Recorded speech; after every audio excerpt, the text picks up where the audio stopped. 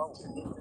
The Colosseum wasn't just impressive above ground. It had a hidden world beneath the arena floor that brought the spectacles to life. This underground network featured tunnels and chambers where gladiators prepared for battle. Wild animals were kept in. Elaborate stage effects were orchestrated. It wasn't just an amphitheater, it was a masterpiece of design, a showcase of power, innovation, and the Romans' of spectacle. But how was this possible? How did the Romans create such spectacles 2,000 years ago? How did they flood the arena for naval battles or some gladiators and wild animals seemingly? Video, we'll step behind the scenes to uncover the secrets of the Colosseum, exploring its genius, design, and the groundbreaking mechanics that made it the greatest arena of its time. The Colosseum sits right in the heart of Rome, Italy, and it's one of the most famous landmarks in the world. This place was about gladiator battles. It was the center of a bustling part of the music. The Colosseum looked like during its prime. This is the Ludus Magnus, the largest gladiatorial school in Rome. Gladiators lived, ate, and trained here as they prepared for the games held at the Colosseum. This is Metasedans, a large, conical-shaped fountain estimated to have stood up to 17 meters tall. According to legend, the surviving gladiators went to the Meta to refresh and cleanse their wounds after the games. This is the Arch of Constantine, a monumental Jamper, Constantine the Great, and the largest Roman triumphal arch, standing 21 meters high and 26 meters wide. It symbolizes the power of victories of Rome, serving as an enduring testament to the might of the empire. This is the Temple of Venus at Roma, thought to have been the largest temple in ancient Rome. It consisted of two main chambers arranged symmetrically, back to back, each house in a cult statue of the god Venus, the goddess of love, and Roma, the goddess of Rome. This is the Colossus of Nero, a massive 30 meters bronze statue that was originally depicting Emperor Nero, later adapted to represent Sol, the sun god. It is thought to have inspired the name of the Colosseum. The original name of the Colosseum was the Flavian Amphitheater, named after the Flavian dynasty of building, standing meters tall and stretching 189 meters long by 156 meters wide. He was even surpassing Statue of Liberty from Base Torch. Its massive size was a clear statement of the Romans' engineering skills and ambition, demonstrating to the world that nothing was beyond their reach. It could accommodate a crowd of more than 50,000 spectators, making it the largest Roman amphitheater ever built, comparable in scale to a modern stadium. The arena floor, measuring 83, makes 48 meters, was large enough to fit nearly a dozen tennis courts. It was composed of a wooden floor covered with sand to absorb blood and provide traction for the gladiators. The name arena comes from the Latin word arenani, sand. Construction of the Colosseum began in 72 AD and was completed just 8 years later, with an additional 2 years for the finishing touches. Its rapid construction highlights the Roman Empire's exceptional resources, manpower, and organizational ability. The foundation of the Colosseum is a key reason it's still standing today. Due to poor soil conditions, a strong foundation was necessary to stabilize the structure. A ridge-shaped foundation 12 meters thick was seen bodies of arches supported by columns, each representing one of the three orders of ancient Greek architecture. Doric on the first level, the simplest and earliest Greek style. Ionic on the second level was more elegant than the Doric style, and Corinthian on the third level, the most elaborate of the Greek styles. The Colosseum's use of the three classical orders, arranged from the ground up, was a design choice that showcased a progression of architectural style and reflected Rome's adaptation of Greek architectural traditions. Each arch on the second and third level featured statues honoring divinities and other figures from classical mythology. These statues weren't merely decorative, they served as reminders of Rome's divine connection and cultural heritage, reinforcing the grandeur of the structure. with smaller windows. Large decorative shields were placed at regular intervals and complemented by Corinthian pilasters. This architectural choice was not merely decorative, it served a functional purpose by supporting the lariat, a massive retractable awning that provided shade for spectators, which we'll discuss later in this video. The amphitheater had 80 entrances at ground level, 76 of which were numbered to efficiently manage the flow of the general public, directing spectators to their assigned seats with ease. This crowd management system highlighted Roman expertise in urban planning, showcasing their ability to seamlessly cater to massive gatherings and innovation as functional as the systems used in modern stadiums today. The remaining 4 entrances were grand entrances reserved for the elite. They were unnumbered and placed at the cardinal points around the Colosseum. The south entrance was used by the emperor to access the imperial lofts called the Fulvinari. Its exclusive use symbolized the emperor's authority and reinforced the social hierarchy of Roman society. The north entrance was used by the magistrates to access the magistrate seating area. Magistrates were high-ranking officials responsible for various administrative and judicial duties within the Roman government, reflecting their prominent status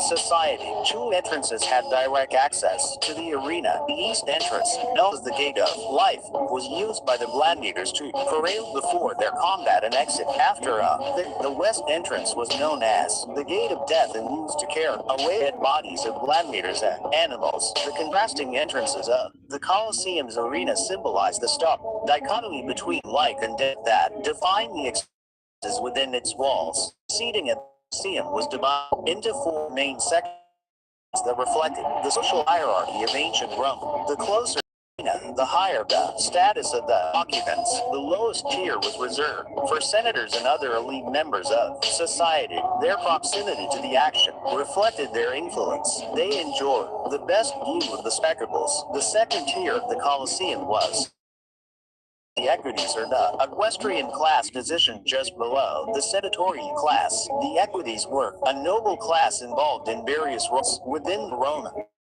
government. The third tier was reserved for Roman citizens and was divided into 2 sections. The lower section accommodated wealthier Roman citizens, while the other section was designated for poor citizens. This arrangement reflected the economic disparities even within the general public, providing a clear glimpse into the stratification of Roman society. At the very top is the 4th tier that was added later after the inauguration of the Colosseum during the reign of Emperor Domitian. The seating in this section was made of wood and was reserved for the lowest class of people and slaves. Despite being farthest from the action, the tier still allowed the less privileged to witness events, underscoring the Colosseum's role as a unifying space for all Romans. One of the most extraordinary spectacles ever held in the Colosseum were the naval battles, or nomachi. These events turned the arena into a water basin where warships reenacted famous naval conflicts. But how did this work? How did an amphitheater designed for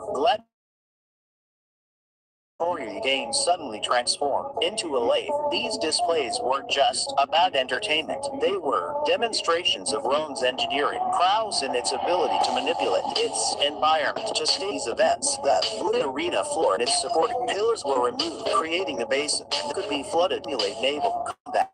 At the time, the underground structures seen today had not yet been constructed and were added later. Water was supplied from nearby aqueducts and flowed through a network of underground channels carved into the concrete foundation beneath the arena. It then entered a channel surrounding the arena, distributing water through a series of outlets to flood the arena. The flooding process would take several hours. Once the basin was filled, hockey could begin. The ships were crewed by condemned prisoners and slaves who reenacted historic naval battles and fought to the death until one side was entirely annihilated. After the battles, water drained through a system of 4 channels beneath the arena, were connected to the sewer system and also served to manage rainfall. This design allowed for rapid transitions between events, ensuring the arena could be quickly reset with a wooden floor for the next spectacle. About a decade after the Colosseum's inauguration, a 2-story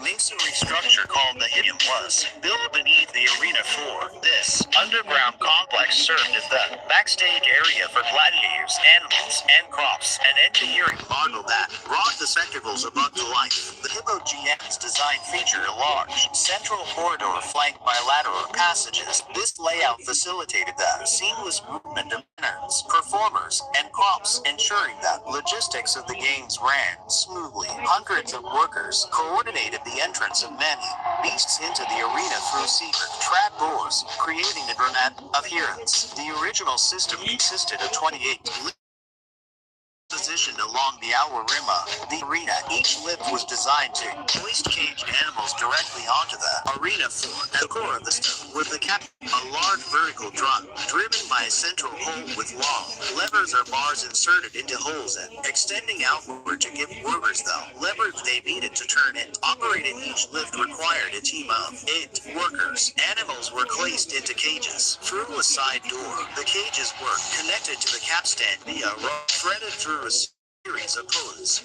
As the capstan drum rotated, the rope wound around it, gradually raising the cage. At the top of the lift, 2 large hinge arms support the trapdoor when closed. The operator would use a rope and pulley system to swing the arm downward, opening the trapdoor. The cage had a second door at the front, held closed by a counterweight.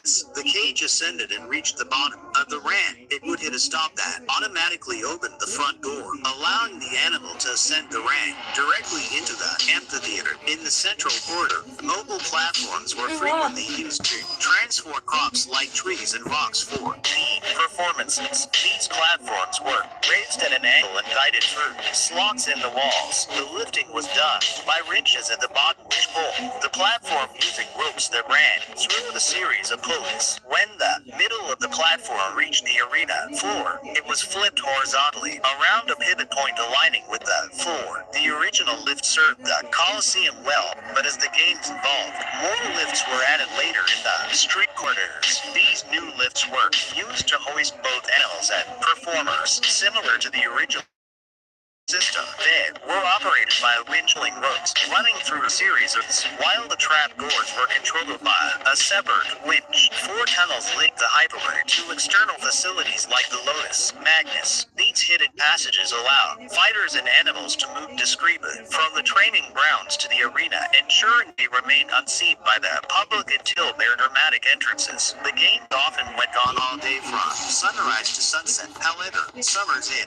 Rome were notoriously hot, and the white stone of the Colosseum only amplified the heat reflected by the sun's rays. Sitting in the bleachers all day under the blazing sun, especially during the summer months, would have been unbearable to shade spectators from the hot Mediterranean sun.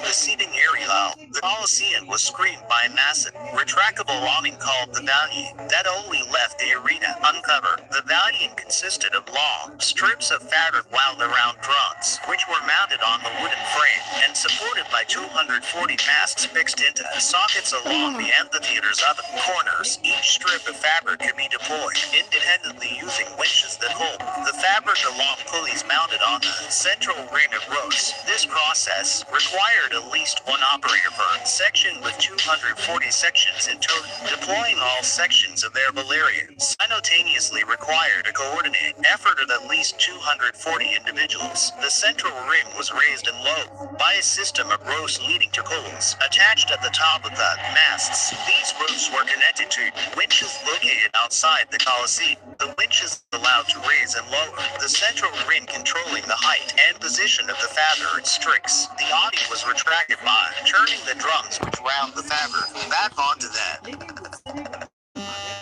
The Valerian wasn't just a feat of engineering, but also a precursor to modern state design. The Colosseum was used for nearly 5 years, hosting some of the most spectacular events in history. Though its games have long ended, it still stands today, a testament to Roman ingenuity, civilization, whose ambition shaped the world. We loved making this video so much that we actually turned it into something we can keep. We created this awesome Colosseum poster, and you can grab one right now to support the channel. Just check out the link in the description. And hey, we're giving one away too. Just drop a comment below telling us what's your favorite Colosseum fact from the video, and we'll announce the in the next upload. We also like to thank all our current Patreon and membership active supporters. Your support makes the Colosseum, an iconic symbol of ancient Rome.